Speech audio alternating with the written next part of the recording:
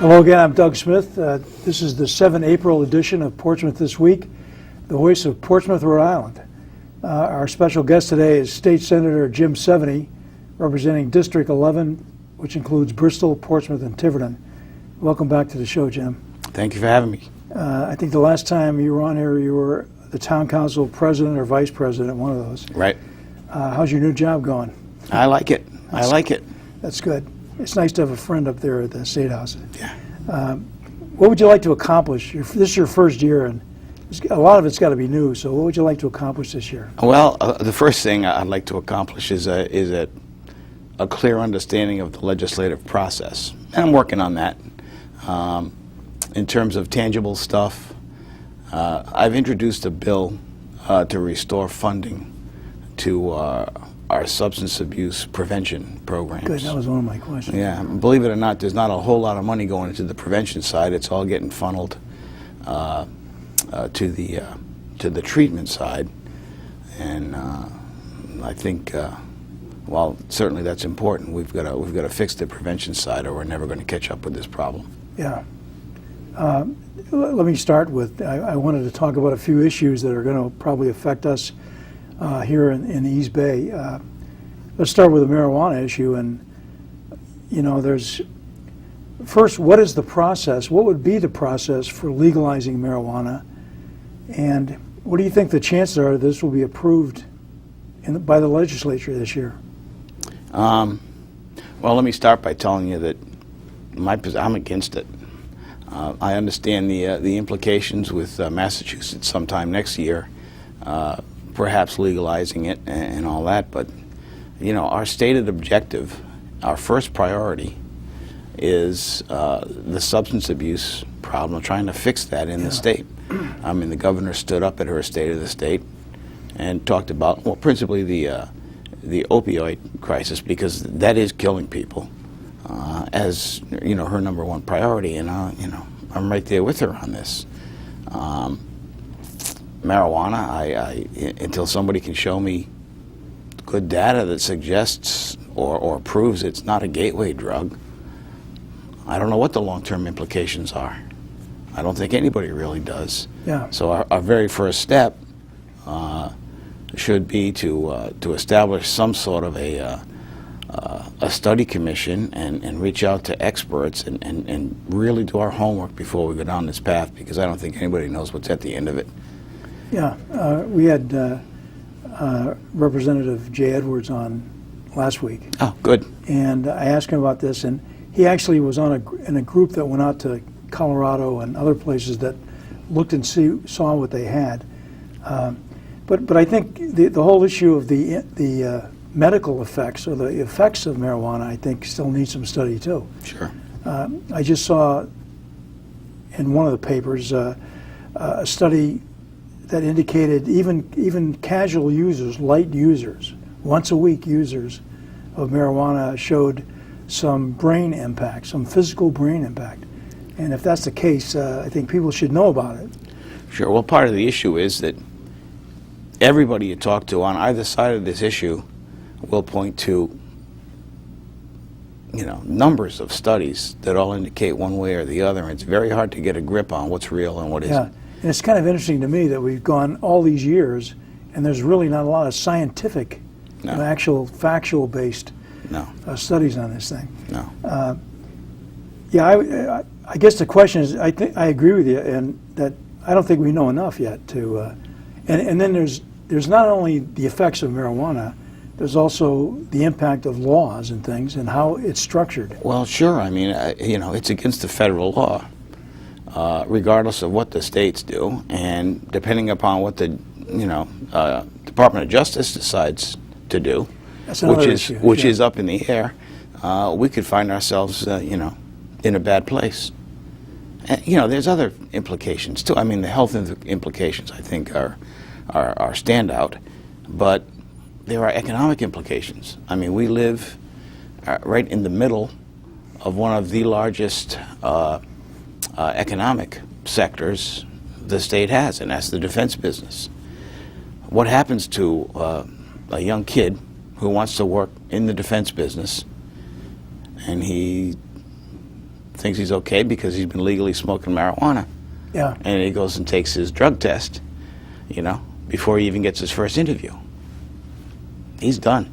Yeah. You know, we have 30,000 defense or defense-related jobs in our area, okay, and those jobs are turning over. I mean, Electric Boat has already said they're going to turn over something like 18,000 jobs in the next 5 years. And these are good-paying jobs. He could bet. go to Portsmouth people You bet. and others. Good pay, good benefits, and I want our kids to get those jobs. Yeah. And you know, if we've got drug issues, they won't. Yeah, it seems to me that probably once something is crafted, they've got to also put some money into, you know, taking care of the downside of this thing. Some of that, you know, we look at this as all revenue to the state. Right.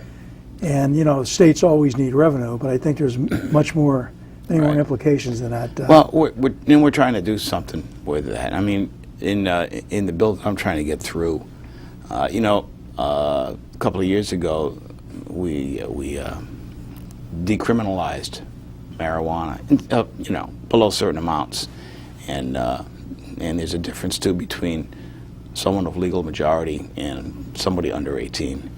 So if you get caught, you know, with some small amount of marijuana, it's a misdemeanor, and you'll be charged, and you go to the Rhode Island Traffic Tribunal, and that's where these particular fines are administered, these particular infractions, the misdemeanors, and you'll pay a fine, and part of the bill I'm trying to push through will allocate half the money coming from those fines to the developmental disabilities people who handle substance abuse on the prevention side. That's what I want the bill to do. Okay, are they connected with our own Portsmouth Prevention Coalition, for example? Very much so. In fact, last year they put out a competitive solicitation to regionalize all of the prevention coalitions, and you can understand why. There were like 38 of them operating in the state. Every community basically had their own, and that was a little bit too much to handle. So they regionalized it. Newport County won a contract, a regional contract, and that has brought together Tiverton and Little Compton, Portsmouth, Middletown, Newport, and Jamestown. That's the Newport County Prevention Coalition, regional coalition. And I think that'll work well. The problem is that they don't have enough money to really fund it. So I think they're overly dependent upon the community, the municipal support. Portsmouth happens to be pretty generous with their support, some of the other communities as well. But the state is not holding up its end, and that's what I want to fix. Yeah. So there's really two paths to try to do that. One is the marijuana fines, and the other is there's already a law on the books. It's never been exercised, and I can't tell you why.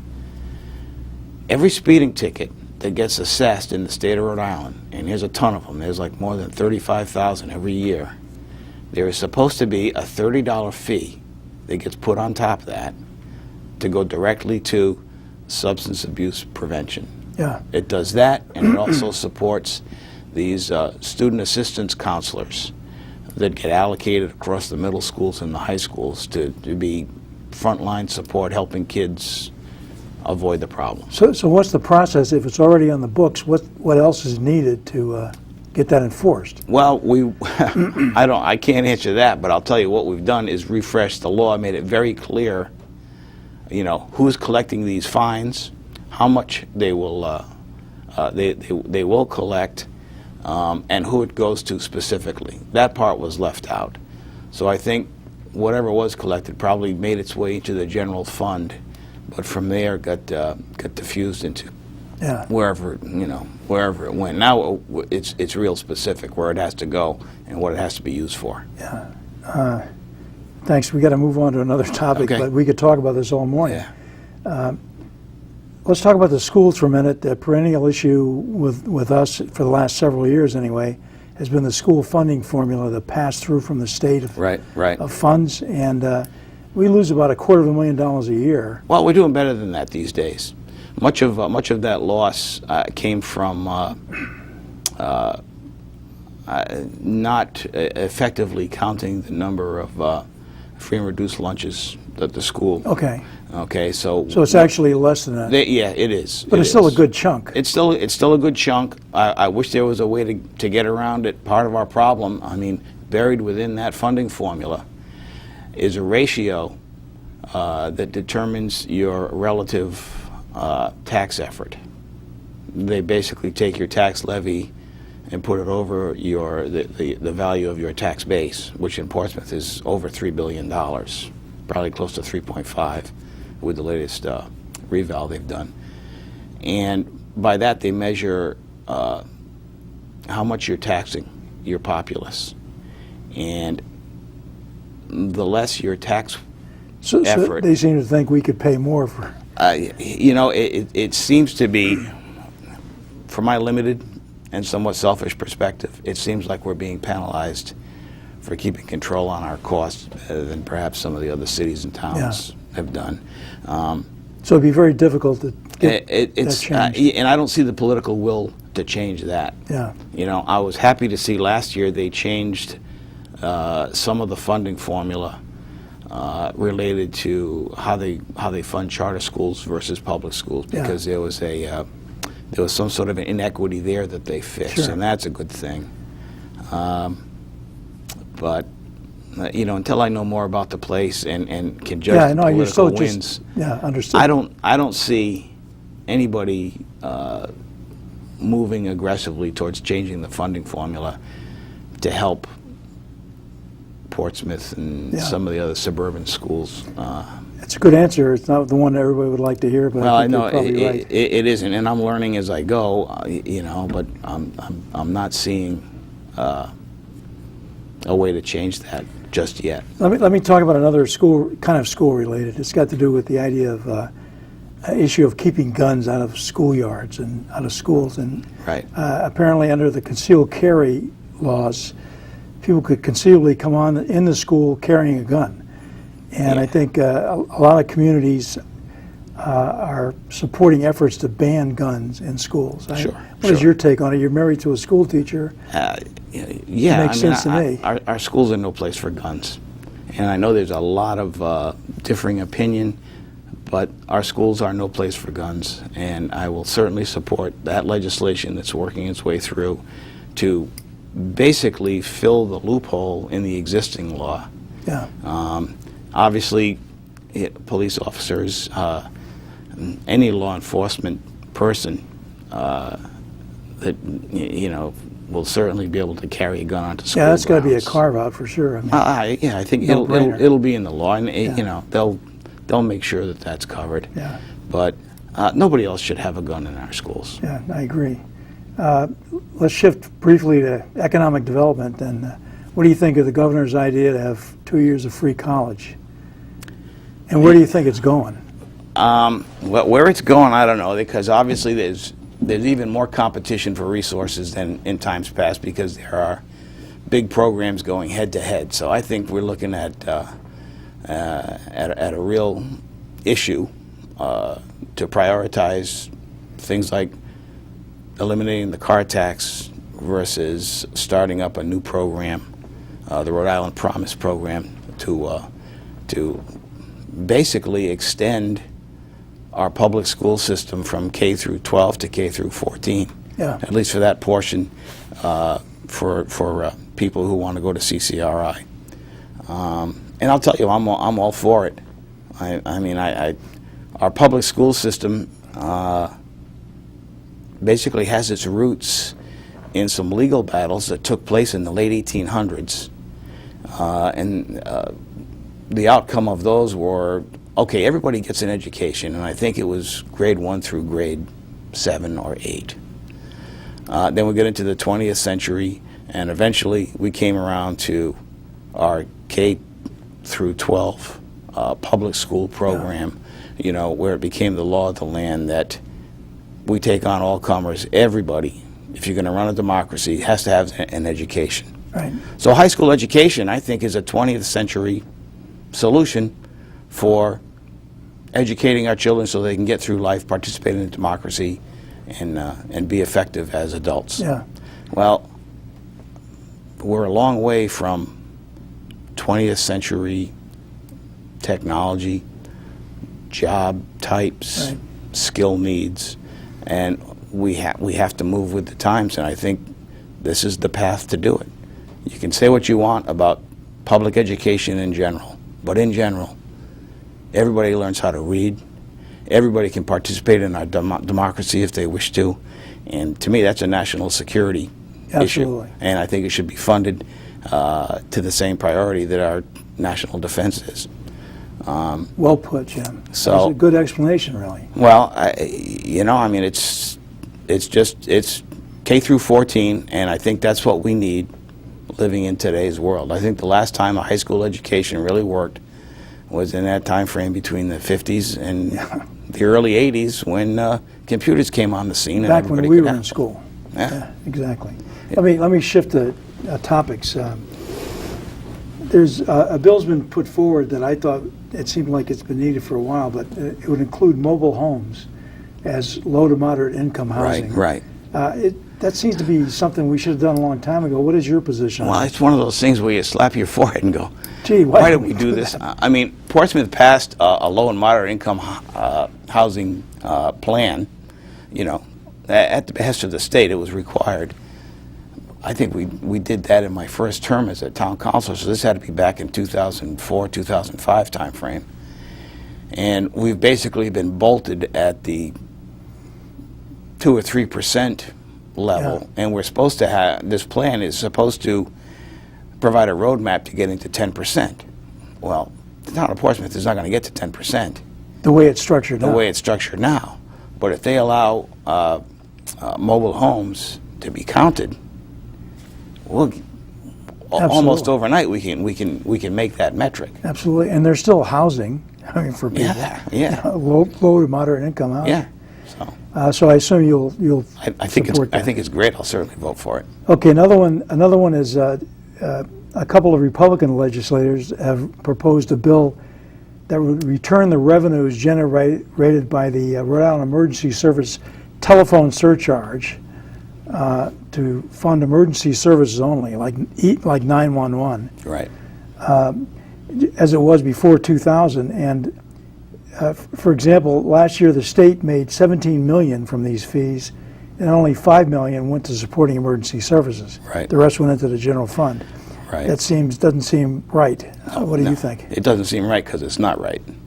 Okay, and I'm glad these folks have put this bill on. I will certainly support it because we're collecting this money off everybody's phone bill. Specifically for a reason. Yes, and you can read that reason on your phone bill, so you think the money that you're paying is going to this cause. And, I suppose what they need of that pot of money that builds up is going to it, but the rest of it goes into the general fund and is used for other things, which I think is convenient for the state, but you're not really telling the citizens where their money's going. Yeah. So if they're collecting too much money, then either reduce the fees and collect less, or enrich the requirements for the emergency services system and use all the money you are collecting to go to that, Yeah. but don't use it for something that everybody thinks is intended for. And with that kind of funding, you'd expect a very robust system, and I'm not sure it's quite that robust. I don't know, from my perspective, being on the town council for a long time and all that, the emergency system works pretty good. Okay, so I've never had any gripes with that. Once in a while, Yeah. Well, we've seen stuff from other parts of the country too, where 911 has Right, fallen down. right. That's another issue. I mean, but it's like any program. Okay, you sit down and you negotiate the requirements that you need to run the program Yeah. sufficiently, and then you ask for those resources. You get those resources, and if there's something left over, then you give it back. Okay, you reprogram it so the people paying the money can see transparently what's happening. Exactly. So it's a good bill, I think. Okay, Speaker of the House has announced that his primary goal this year was to fix the state car tax. If they just cancel the car tax and didn't find some other revenue because this was a pass-through revenue that went to the towns. Towns Right. like Portsmouth could lose, millions of dollars. 2.1. Yeah, in state revenue coming in. What's your perspective on this issue, and how do you think this will go? And where will they find funding to do this if they cancel it? Well, I certainly understand the impetus of this initiative, where it came from, and, the speaker's campaigning like everybody else and makes campaign promises. Okay, I mean, if he can find the money, and it's a lot of money, it's $40 million in the coming year's budget, Yeah, and then 40 on top of that, and eventually it's going to get to topping out over $2 million per year to keep sending car tax money to the cities and towns while not collecting it. So where that money's going to come from, I mean, still remains to be seen. There's been no information on that. And, it's established a competitive circumstance here with other programs, like the Rhode Island Promise program to send kids to school. It's all the matter- all underfunding of substance abuse. weighing priorities, I guess, which Yeah, is what it's you guys do up there. it's weighing priorities, and that will be where the debate and the negotiations will come in.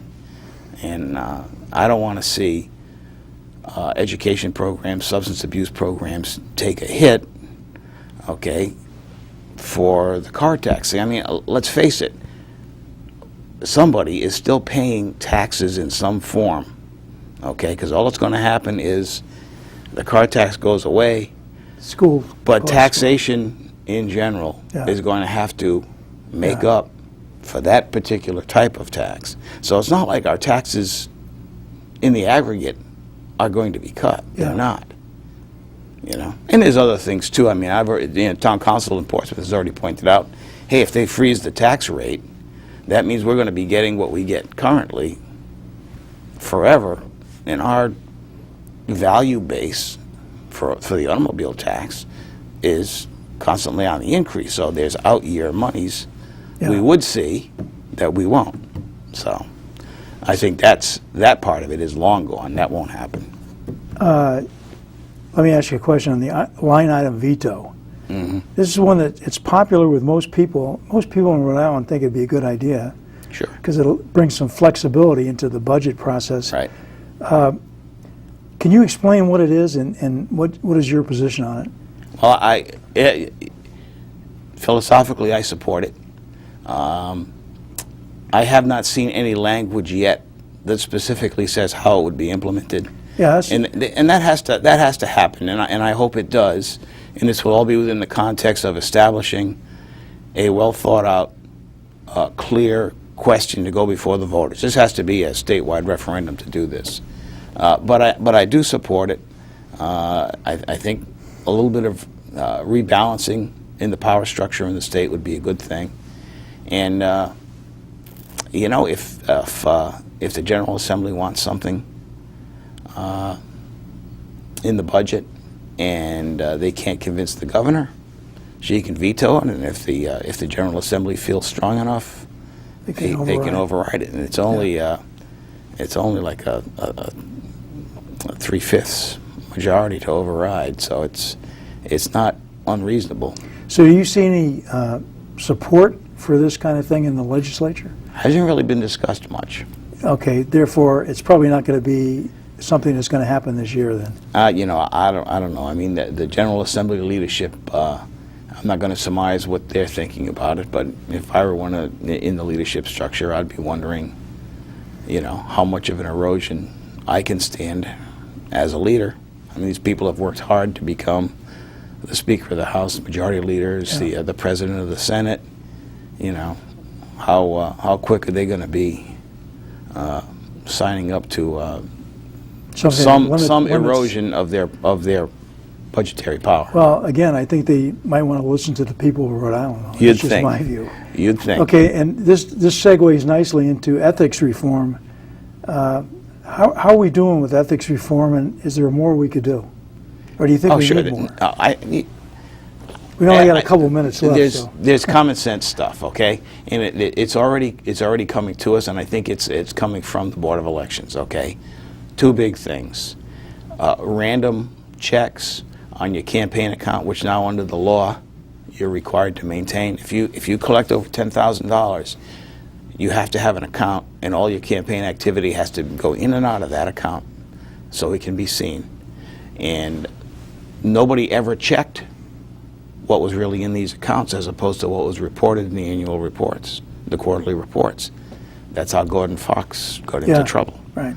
Okay, well, it should be checked randomly, however they choose. I don't care. They could check mine every day. Now what about the Ethics Commission? Hasn't that been kind of Well, the Ethics Commission is alive and well again. Okay, that's a key thing. So they can and will make value judgments on things you're doing, things you're saying on the Senate floor, on the House floor, which I think is a good thing. I'm glad that's been reinstituted. Now, the other thing that the Board of Elections is doing is they're going to try to get a law passed that says, hey, if you owe more than X number of dollars in overdue fines, you're not qualified to run for public office. Yeah. There's millions of dollars out there in unpaid fines, okay, that are still sitting there, uncollected, unpaid, by people actively running for and sitting in public office. So I think we need to fix that too. Okay, great. Let me. We're down to just about a minute, but one of the things I want you to talk about is the legislation that you introduced, which requires certification of software engineers. Could you explain what that is and why it's needed in about 30 or 40 seconds? We've all read about the issues the state is having with these major software development efforts like UHIP, which is the health care and the health insurance support software. The Rhode Island DMV is trying to get a new software package out for the last 10 years, and it's still not ready. There are several examples. A software engineer can be hired by the state without any real qualification.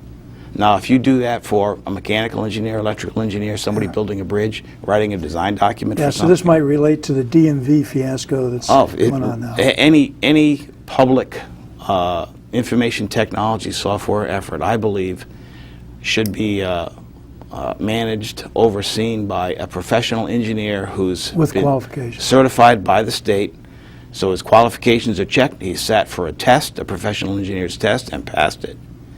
And then you give that guy the job of saying, okay, this software specification is correct, and I put my professional engineering stamp on it, so stating, so that way these people have more skin in the game. Okay, Jim, we're out of time. I hate to do this. All right. I want to thank you for coming in today, though, and I'd like to get you back within the next 6 months to maybe talk about how it's been. But thanks for coming in today. Thank you. Thank you for joining us, and I'll see you on the next edition of Portsmouth This Week.